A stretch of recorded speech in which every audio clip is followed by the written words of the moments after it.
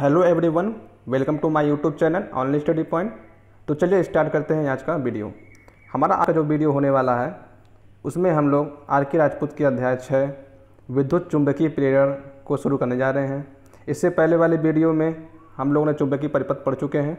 अगर आपने अभी तक वो वीडियो नहीं देखा है तो डिस्क्रिप्शन में आर के राजपूत के प्ले लिस्ट का लिंक दिया है, आप वहाँ से देख सकते हैं। ये अध्याय आज ही हम लोग फिनिश कर देंगे। तो चलिए स्टार्ट करते हैं आज का पहला क्वेश्चन। हमारा आज का पहला क्वेश्चन है, किसी कुंडली का वह गुण जिसके द्वारा कुंडली में धारा परिवर्तन करने से एक काउंटर ईएमएफ प्रेरित होता है। तो दोस्तों क्वेश्चन हमसे पूछा है कि वो क्या कहलाता है, तो वो कहलाता है सेल्फ इंडक्शन। ठीक है, क्योंकि यह बात कर रहा है उसी कुंडली की। अगर एक कुंडली में परिवर्तन करने से अगर दूसरी कुंडली में ईएमएफ जनरेट होता है तो उसे हम लोग कहते हैं म्यूचुअल इंडक्शन। तो अगर सेल्फ इंडक्शन की बात करें तो इसे हम लोग इसका फॉर्मूला लिखते हैं LdI/dt। ठीक है, या म्यूचुअल की बात करेंगे हम लोग तो वहाँ पर हम लोग लिखते हैं MdI/dt। बिकॉज दोस्तों क्योंकि वह उसी कुंडली की बात कर रहा है तो यहाँ पे ये सेल्फ इंडक्शन ही होगा। तो इसका आंसर क्या होगा? Self induction. हमारा अगला प्रश्न है, विद्युत चुंबकीय प्रेरण के फैराडे नियमों के अनुसार एक ईएमएफ एक चालक में प्रेरित होता है जब भी, तो दोस्तों कब होता है? जब वो चुंबकीय फ्लक्स को काटता है। जब भी कोई कंडक्टर किसी मैग्नेटिक फ्लक्स को काटता है या मैग्नेटिक फ्लक्स किसी कंडक्टर को काटता है तो उसमें एक इंड्यूस्ड ईएमएफ जनरेट होता है, जिसे ही फैराडे का विद्युत चुंबकीय प्रेरण नियम कहते हैं। ठीक है, तो इसका आंसर होगा चुंबकीय फ्लक्स को काटता है। और अगला प्रश्न है, वह कौन सा सर्किट एलिमेंट है जो विद्युत चुंबक क्षेत्र में ऊर्जा संचय करता है? तो दोस्तों इंडक्टेंस जो हमारा होता है वो विद्युत चुंबक क्षेत्र यानी इलेक्ट्रोमैग्नेटिक फील्ड में हमारा ऊर्जा संचित करता है। कितना ऊर्जा संचित करता है दोस्तों? तो वह करता है 12LI²। ठीक, और जो हमारा कैपेसिटर होता है वो कैपेसिटर हमारा इलेक्ट्रिक फील्ड में ऊर्जा संचय करता है। कितना करता है? वो करता है 12CV²। ठीक है, तो यहाँ पे क्या होगा? इंडक्टेंस, क्योंकि ये विद्युत चुंबक क्षेत्र की बात किया है तो यहाँ पे आंसर होगा इंडक्टेंस। हमारा अगला प्रश्न है, किसी कुंडली का इंडक्टेंस बढ़ाया जा सकता है? तो दोस्तों इंडक्टेंस बढ़ाने का तात्पर्य ये है कि आप पहले उसकी फार्मूला जान लीजिए। इसका फार्मूला होता है L/N²μA/L। ठीक, तो इसमें आप नंबर ऑफ टर्न से भी बढ़ा सकते हैं, एरिया बढ़ा के भी बढ़ा सकते हैं और परमेबिलिटी बढ़ा के भी बढ़ा सकते हैं। तो आपसे क्वेश्चन नहीं पूछा है, इस क्वेश्चन को आप आंसर इस फार्मूला को आप नोट कर लीजिएगा। L=N²μA/L इसका फार्मूला होता है। तो नंबर ऑफ टर्न से भी आप बढ़ा सकते हैं, एरिया से भी कर सकते हैं और परमेबिलिटी बढ़ाकर भी आप इसकी इंडक्टेंस को बढ़ा सकते हैं। तो हमारा अगला प्रश्न है, एक कुंडली का सेल्फ इंडक्टेंस अधिक होता है जब? तो दोस्तों जब का मतलब है कि एक कुंडली का सेल्फ इंडक्टेंस कब अधिक होगा। ठीक है, यानी स्थिर धारा स्थापित करने में जो समय लगता है वो अधिक कब होगा। जैसे कि आपको पता है दोस्तों कि सेल्फ इंडक्टेंस क्या होता है? अपने एक्रॉस में करंट के परिवर्तन होने का अपोज करता है। यह अपने एक्रॉस में करंट चेंज होने नहीं देता है आसानी से। तो मतलब समझ रहे हैं कि उसका जो हमारा स्टडी करंट है हमारा वो हमारा बढ़ जाएगा। ठीक है, यानी स्थापित करने में अधिक समय लगेगा। यानी परिवर्तन करने से अगर आपको कोई रोकेगा, जैसे आप मान लीजिए आपको 10 किलोमीटर जाना है, अगर बीच में 10 जगह रुकावट हो तो आप 1 घंटे की जगह 2 घंटे में पहुँचेंगे, मतलब विलम्ब होगा। तो वही क्वेश्चन कह रहा है, एक कुंडली का सेल्फ इंडक्टेंस अधिक होगा जब लॉन्गर द डिले स्टेलाजन स्टेडी करंट थ्रू इट, मतलब स्थिर धारा स्थापित करने में जब अधिक समय लगेगा तो सेल्फ इंडक्टेंस अधिक होगा। ठीक है, क्योंकि तो इसका आंसर ये होगा। तो हमारा अगला प्रश्न है, लोहे की कुंडली में लोहे की कोर हटा दी जाती है तब कुंडली में हवा की कोर हो जाती है, तो कुंडली में इंडक्टेंस क्या होगा? तो दोस्तों आप जानते हैं कि जो आयरन कोर की परमेबिलिटी होती है वो अधिक होती है। ठीक, आयरन कोर की आपकी जो होती है permeability of iron is greater than permeability of air. ठीक, तो आपने अभी फॉर्मूला बताया मैं आपको कि L इक्वल टू होता है n square mu A upon L। तो जब जिसकी परमिबिलिटी अधिक होगी उसका इंडक्टेंस अधिक होगा, लेकिन एयर की आपकी परमिबिलिटी कम होती है, तो जब परमिबिलिटी कम तो इंडक्टेंस भी कम, यानी उसका आंसर होगा कि घट जाएगा। जब हमारा एयर हो जाएगा वहाँ पे तो उसकी इंडक्टेंस हमारी घट जाएगी। तो हमारा अगला प्रश्न है, एक ओपन कॉइल होता है। तो दोस्तों एक ओपन कॉइल क्या होता है? इनफाइनाइट रेजिस्टेंस और जीरो इंडक्टेंस। दोस्तों आप इसे सही से अगर देखें आप तो ओपन कॉइल है तो इनफाइनाइट रेजिस्टेंस तो होना है, लेकिन इंडक्टेंस की कुछ ना कुछ मात्रा होगी, नॉर्मल तो नहीं होगी लेकिन कुछ ना कुछ मात्रा होगी। लेकिन अगर उन दोनों के बीच की दूरी, जैसे मान लीजिए कॉइल आपका ओपन है, ठीक, मान लीजिए कॉइल ओपन है, ठीक, तो अगर इन दोनों के बीच की दूरी बढ़ा दिया जाए तो आपका इंडक्टेंस वहाँ पे जीरो होगा। लेकिन अगर बस ओपन हल्का सा भी टूटा हुआ है या ओपन है किया गया है तो उसमें कुछ ना कुछ मात्रा इंडक्टेंस की होगी। लेकिन आप राजपूत बुक के अनुसार तो आप इन चारों में ऑप्शन कोई नहीं दिया था, तो आप वहाँ पे जीरो इंडक्टेंस लेकर चलेंगे। ठीक है, हमारा अगला प्रश्न है, किसी कॉइल का नंबर ऑफ टर्न और एक प्रेरक कुंडली की मूल लंबाई दूना कर दी जाए तो 100 प्रेरकत्व होगा। तो दोस्तों आपने एक ही फार्मूला का यूज हर जगह हो रहा है, वही फार्मूला यहाँ भी हम लोग लिखने वाले हैं। तो L इक्वल टू होता है n square mu A upon L। इसमें क्या बात किया है? नंबर ऑफ टर्न की बात किया है और लंबाई की बात किया है, यानी आप यहाँ पे L प्रोपोर्शनल ले लेंगे, n स्क्वायर अपॉन L लेके चलेंगे। तो अगर हम बात करेंगे दोनों को दोना कर रहा है, यानी कि 4n स्क्वायर हो जाएगा अपॉन 2L, तो 2 से 2, यानी आपका जो वैल्यू आएगा वो आएगा 2n स्क्वायर अपॉन L, यानी नॉर्मल का क्या हो रहा है? 2 गुना हो रहा है। ठीक है, नॉर्मल में आपका n स्क्वायर अपॉन L है, तो जो बाद में वैल्यू आ रही है दोगुना करने के बाद वो 2n स्क्वायर अपॉन L हो रहा है, यानी कि आपका वो वैल्यू दोगुना हो जाएगा। ठीक है, तो हमारा अगला क्वेश्चन है, यदि एक चालक में धारा बढ़ता है तो लेंज लॉ के अनुसार सेल्फ इंड्यूस्ड वोल्टेज होगा। तो दोस्तों produce current opposite to the increasing current.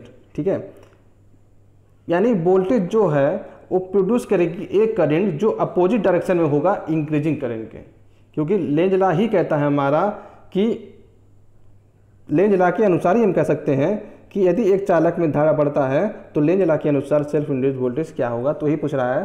तो वोल्टेज जो हमारा होगा प्रोड्यूस होगा, एक करंट जो बढ़ेगा हमारा आएगा उसको अपोज करेगा, यानी अपोजिट डायरेक्शन में इंक्रीजिंग करंट का यानी विरोध करेगा, जिससे उत्पन्न हुआ है उसी का विरोध लेंज लॉ यही कहता है। ठीक है, तो यहाँ पे आपका आंसर होगा produce current opposite to the increasing current. ठीक है, जो वोल्टेज हमारा होगा वो produce current opposite to the increasing current के। तो हमारा अगला क्वेश्चन है, इंड्यूस्ड ईएमएफ की दिशा ज्ञात करते हैं। तो इंड्यूस्ड ईएमएफ की दिशा हम लोग दोस्तों यहाँ पे ये नहीं बात किया है ये कि स्टैटिक है या डायनामिक है। ठीक है, तो यहाँ पे आप ऑप्शन में के अकॉर्डिंग तो अगर देखेंगे तो राजपूत में दिया था कि लेंज लॉ के अनुसार, लेकिन आप यहाँ पे मेरे अनुसार देखेंगे क्योंकि ये बात नहीं किया है कि स्टैटिक की बात कर रहा है या डायनामिक की। क्वेश्चन में ये पूछना बहुत जरूरी है या बताना जरूरी है कि वो किसकी बात कर रहा है, लेकिन अगर किसी की बात नहीं कर रहा है तो आप यहाँ पे लेंज लॉ का बात करेंगे और फ्लेमिंग का ही बात करेंगे। ठीक है, लेकिन अगर हम आपको बता दे रहे हैं कि अगर डायनामिक की बात करता है तो वहाँ पे आपका होता है E बराबर VL साइन थीटा। इसका उपयोग कहाँ करते हैं हम लोग? इसका उपयोग हम लोग कहाँ करते हैं? जनरेटर में करते हैं। इसको याद रखिएगा कि डायनामिक हमारा इंड्यूस्ड ईएमएफ में होता है वो VL साइन थीटा होता है, इसका यूज हम लोग जनरेटर में करते हैं। और अगर स्टैटिक की बात करेंगे तो उसका जो नियम होता है, फॉर्मूला होता है, उसका होता है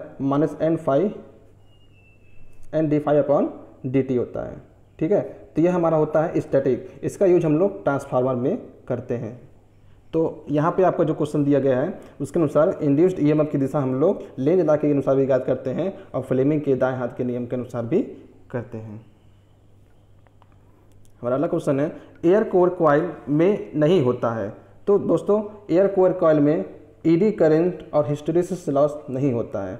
इसका आपने ग्राफ कई बार मैं आपको बता चुका हूं और आपने मेरे पिछली वीडियो देखा है या फिर कई सारे मेरे वीडियो मेरा देखा है तो आपको मुझे पता होगा कि इसका एयर के लिए आपका ग्राफ जो होता है बिल्कुल स्ट्रेट होता है, यानी यहाँ पे बिल्कुल ये बात कर रहा है कि नहीं होता है, ठीक है, या फिर कम होता है।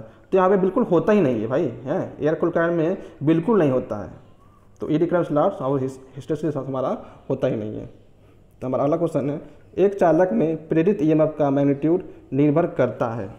तो दोस्तों वो निर्भर करता है फ्लक्स लिंकेज की परिवर्तन की दर। आपने फॉर्मूला नहीं देखा अभी, मैं आपको बताया हूँ कि E बराबर क्या होता है -N∅dt। ठीक, फ्लक्स हमारा जो लिंक हो रहा है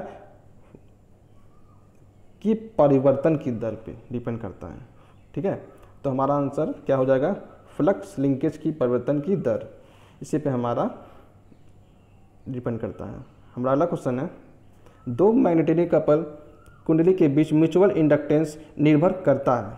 ठीक, तो दोस्तों आपने एक फार्मूला पढ़ा होगा M = K/L1 × L2। ठीक, यहाँ पे क्या पूछा है क्वेश्चन कि दो मैग्नेटिक कपल कुंडली के बीच म्यूचुअल इंडक्टेंस निर्भर करता है। तो दोस्तों जिससे L1 L2 इफेक्ट होंगे तो उससे भी हमारे M भी तो इफेक्ट होगा। और L का फॉर्मूला आपने क्या पढ़ा है, L = पढ़ा है आपने N² μ A/L, आपने ये ना फॉर्मूला पढ़ा है दोस्तों। तो इसके अनुसार आप कह सकते हैं कि परमेबिलिटी अब कोर पे भी डिपेंड करेगा, नंबर ऑफ टर्न पे भी करेगा और क्रॉस सेक्शनल एरिया पे भी करेगा। तो ये दोनों फार्मूला आप नोट कर लीजिएगा, दोनों फार्मूला आपका इंपॉर्टेंट है। हमारा अगला क्वेश्चन है, लेमिनेटेड कोर में ईडी करंट लॉस कम होता है। दोस्तों कम इसलिए होता है क्योंकि the lamination are insulator from each other, यानी एक दूसरे से अगर इंसुलेट रहते हैं तो उसमें ईडी करंट लॉस कम होना जायज़ है, ठीक है। तो उसका आंसर होगा the lamination are insulated from each other. तो हमारा अगला क्वेश्चन है,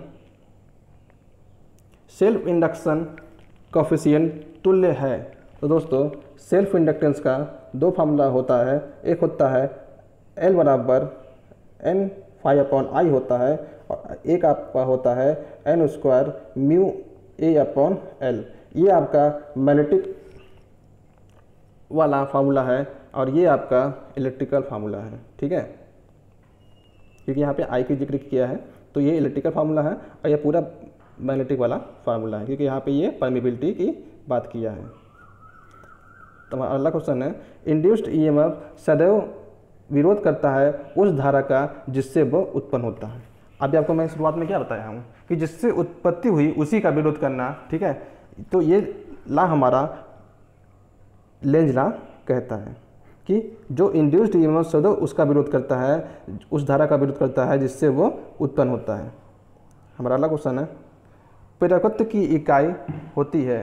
तो दोस्तों प्रेरकत्व की जो इकाई होती है वो हमारी हेनरी होती है, ये तो जानते ही होंगे, लेकिन वोल्ट सेकेंड प्रति एम्पियर होता है। ये कुछ लोग को पता होगा और कुछ लोग को नहीं पता होगा। तो इसका आंसर कहाँ से आता है, आइए हम आपको दिखा देते हैं, ठीक है। आपने फार्मूला पढ़ा होगा V बराबर, ठीक है, V बराबर L/di/dt। ठीक, अगर यहाँ से आप L की वैल्यू निकालेंगे तो L की वैल्यू आएगी V/dt/di। ठीक, तो वोल्टेज का क्या होता है, वोल्ट ले लेंगे यहाँ पे, टाइम हो जाएगा, ठीक, टाइम किस में लेंगे आप लोग, सेकेंड में, टाइम सेकेंड में ले लेंगे। और I क्या है हमारा, I करंट है, तो वोल्टेज सेकेंड प्रति एम्पियर ये हमारा, क्योंकि करंट हम लोग किससे मेजर करते हैं, करंट हम लोग एम्पियर से मेजर करते हैं। तो हमारा क्या हो जाएगा, वोल्ट सेकेंड प्रति एम्पियर। हमारा अगला प्रश्न है, प्रेरण के मामले में धारा अनुक्रमानुपाती होता है। तो दोस्तों ये धारा की बात किया है कि धारा किसके समानुपाती होता है, ठीक। तो आइए आपको दिखाते हैं। आपने ये फॉर्मूला पढ़ा ही है, V बराबर L/di/dt पढ़ा है, ठीक। अब यहाँ पे ये धारा की बात किया है, तो अगर यहाँ से हम I की वैल्यू निकालेंगे तो आएगा 1/L v/dt, ठीक, इसकी वैल्यू आएगी। तो ये पूछा है किसके समानुपाती होता है, तो ये हम आता है वोल्टेज अक्रॉस द इंडक्टेंस, यानी वोल्टेज के समानुपाती होता है। इस फॉर्मूले को आप लोग नोट कर लीजिएगा, इससे आप इसका बीच रिलेशन निकाल सकते हैं। तो वोल्टेज अक्रॉस द इंडक्टेंस से समानुपाती होता है धारा। अगला क्वेश्चन है, परिपथ में वह कौन सा तत्व है जो धारा परिवर्तन का विरोध करता है, ठीक है। परिपथ में वह कौन सा तत्व है जो धारा परिवर्तन का विरोध करता है। तो इसका आंसर क्या होगा दोस्तों, इंडक्टेंस, क्योंकि इंडक्टेंस अपने अक्रॉस में करंट में चेंज होने का विरोध करता है। ठीक है, इंडक्शन की प्रॉपर्टी ही यही है। ठीक है, तो हमारा क्या होगा, इंडक्टेंस इसका राइट आंसर होगा। हमारा अगला क्वेश्चन है, शुद्ध प्रेरणी परिपथ में परिपथ का वास्तविक शक्ति शून्य होता है। जी हाँ दोस्तों, क्योंकि आप वास्तविक शक्ति की बात करेंगे तो क्या होता है हमारा, उसका फॉर्मूला होता है VI cos फाई। ठीक, ये ना होता है VI cos फाई।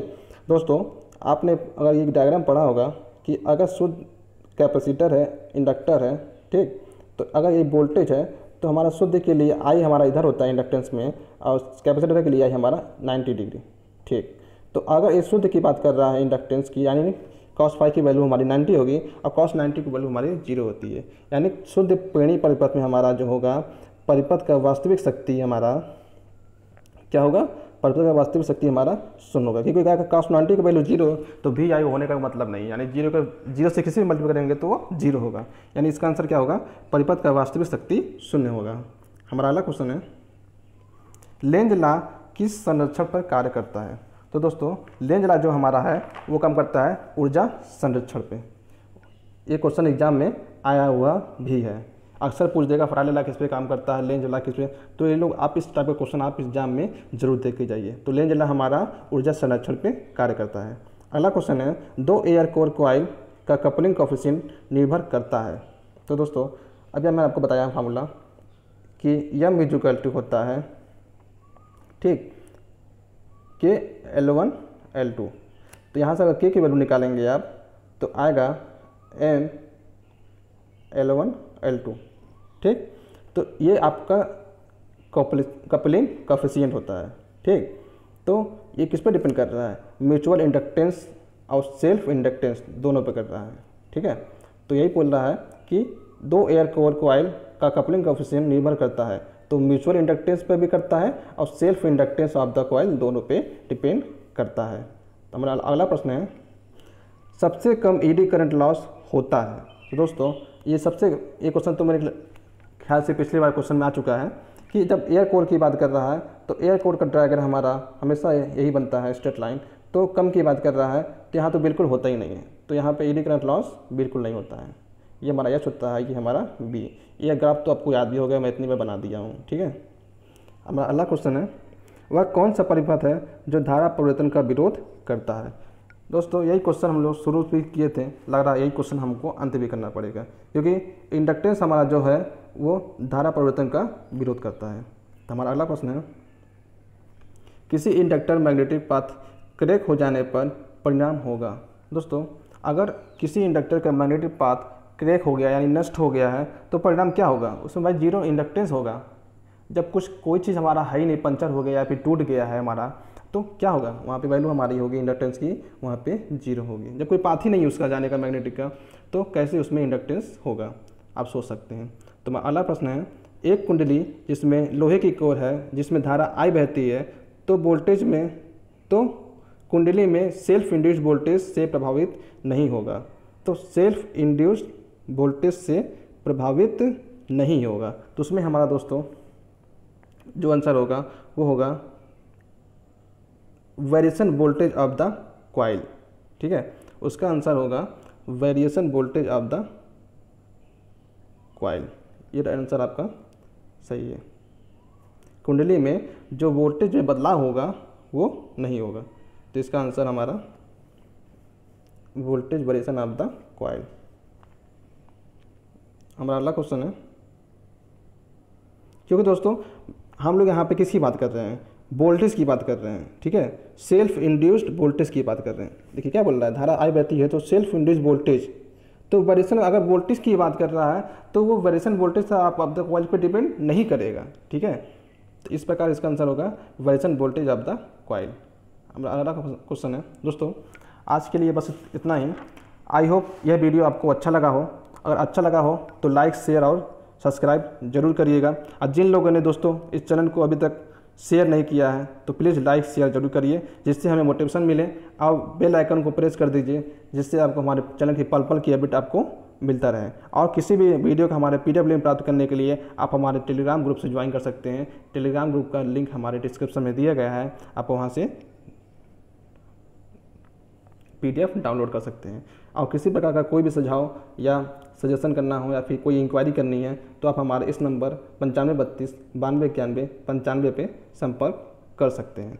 तो आज के लिए दोस्तों बस इतना ही, तब तक के लिए जय हिंद जय भारत।